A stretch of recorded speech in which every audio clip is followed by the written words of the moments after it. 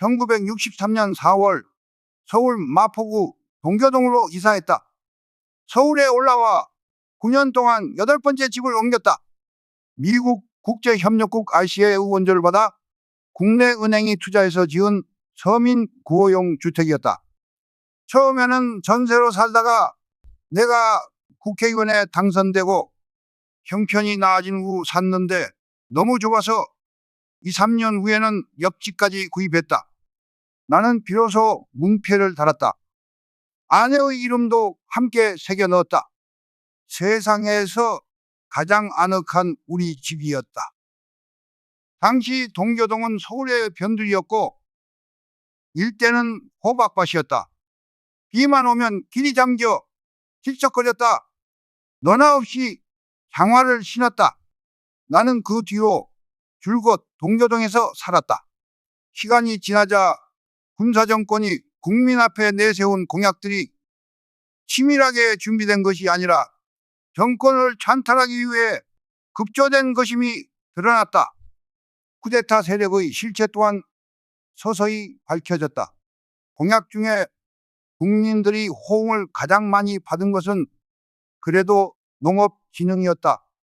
처음에는 농촌 고리채를 정리하는 등 나름의 정책 의지를 보인 것은 사실이다. 당시는 농민 비율이 전체 인구의 7에서 8화를 차지하고 있을 때였다. 하지만 그 이후로는 농업, 농촌, 농민을 위한 정책이 사라졌다고 해도 지나친 말이 아니었다. 다시 말하지만 군사정권의 경제개발 5개년 계획은 민주당 정부의 개발 계획을 그대로 베낀 것이었다. 하지만 군대식 명령과 탁상 행정으로는 개발 계획에 스며있는 취지를 살릴 수 없었다. 농촌에 대한 배려는 오간되었고 오직 대기업과 도시 우선 정책을 밀어붙였다. 자연도시와 농촌의 격차는 벌어질 수밖에 없었다. 농촌은 소외되기 시작했고 농민들의 삶은 갈수록 피폐했다. 쌀 생산이 급격히 줄고 미국 잉여 농산물 도입이 지연되었다. 끝내 1962년 식량 부족 사태에 직면했다. 이어서 내놓는 경제정책마다 실패하자 물가는 천정부지로 뛰었다. 경제는 비틀거렸고 수습불능의 위기로 빠져들었다. 5개년 경제개발 계획은 1년 만에 수정해야만 했다. 국민들이 용서할 수 없는 것은 쿠데타 세력의 부패였다. 그들은 목이 터지도록 부정부패 일소를 외쳤다. 국민들도 다른 것은 몰라도 나라를 지키는 군인들이기에 쿠데타 세력은 깨끗할 것이라 믿었다. 그러나 그들은 과거 정권에서는 생각할 수 없을 정도로 빠르게 썩어갔다. 앞에서는 부정축제를 처벌하는 법을 만들고 뒤로는 재벌에 손을 내밀었다. 정치 자금을 받고 부정을 눈감아 주었다. 결국 이른바 4대 의혹 사건과 산문폭리 사건이 터졌다. 4대 의혹 사건은 중앙정보부가 민주공화당 조직에 필요한 정치 자금을 확보하기 위해 저지른 것들로 증권 파동, 워커힐 사건, 새나라자동차 사건과 회전 당구 대사건을 말한다. 이는 공권력으로 법을 짓밟고 국민을 속인 만행에 가까웠다. 먼저 증권 파동은 중앙정보부가 대한증권거래소를 장악한 후 주가를 조작하여 폭리를 취한 사건이다.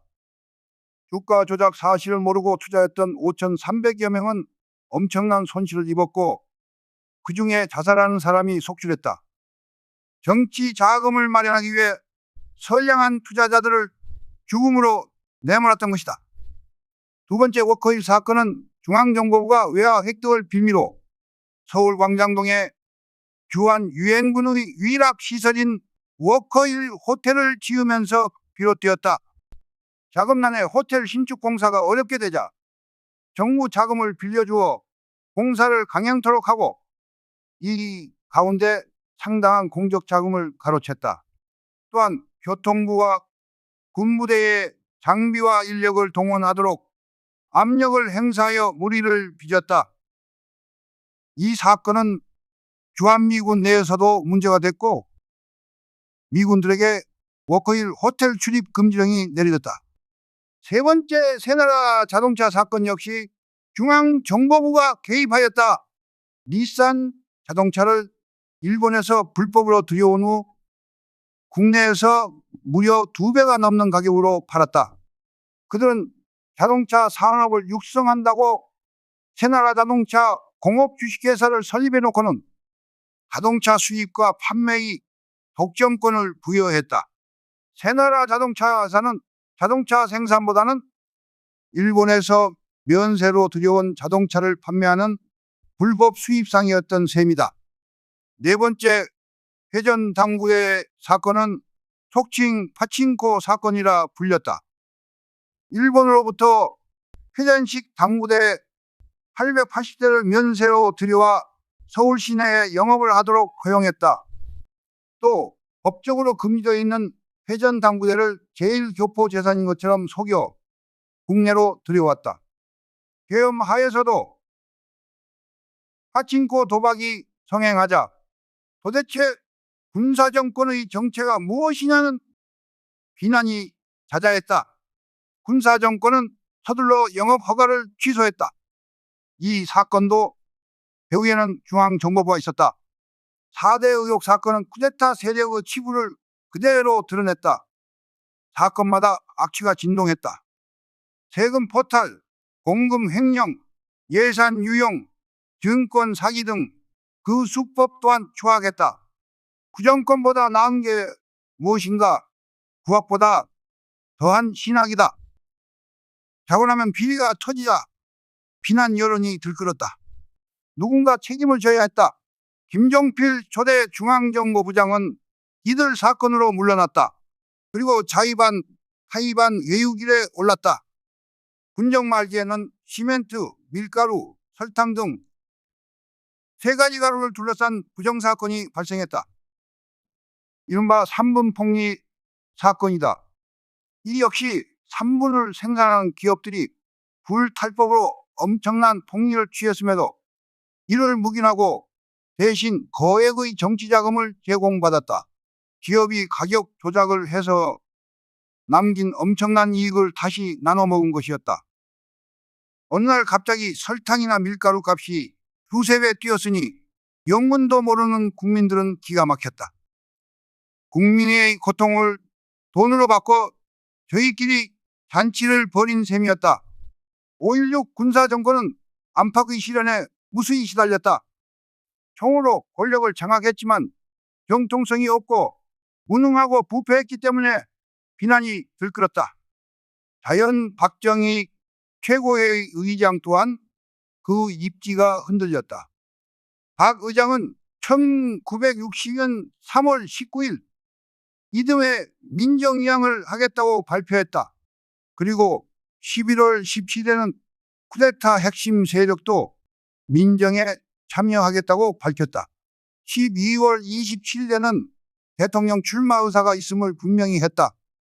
그러다 1963년 2월 18일에는 돌연 민정불참을 선언했다.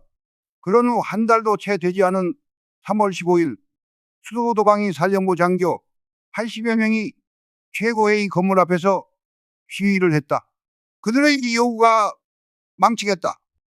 박 의장은 민정불참 선언을 철회하고 군정을 연장하라고 외쳤다. 그들의 속이 들여다보였다. 군인들이 시위를 한다는 것 자체가 해괴한 일이었다. 그러자 박정희는 곧바로 답을 했다. 군정을 4년 연장하고 이를 국민투표에 붙이겠다고 발표했다. 누가 봐도 유치한 각본이었다. 이 발표로 전국에 폭풍이 몰아쳤다. 민정을 준비하던 모든 정치 세력들이 반발했다. 미국도 즉각 반응을 보였다. 세뮤얼 버거 주한 미국 대사와 국무부가 유감의 뜻을 표명했다. 케네디 대통령은 직접 항의문을 군사정권에 보냈다.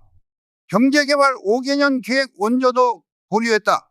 내의 압력에 박 의장은 당황했다.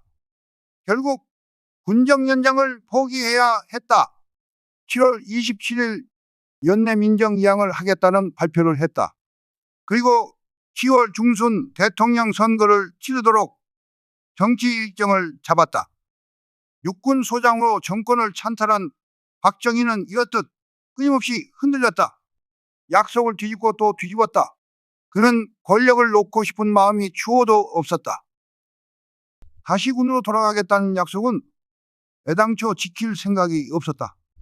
그는 공화당 총재와 대통령 후보로 내정된 후 전당대회를 하루 앞두고 군복을 벗었다. 그렇게 군정이 끝났다. 8월 30일 박정희 최고회의 의장은 예편을 했다. 그는 전역사에서 이렇게 말했다. 다시는 이 땅에 나와 같은 불행한 군인이 생기지 않기를 바란다. 그가 왜 스스로를 불행한 군인이라고 했는지는 모르겠다. 하지만 그가 우리 현대사를 불행하게 만들었음은 확실하다. 그 후에도 그를 빼닮은 수많은 정치군인들이 나타났다. 우리 정치는 오래 불행했다.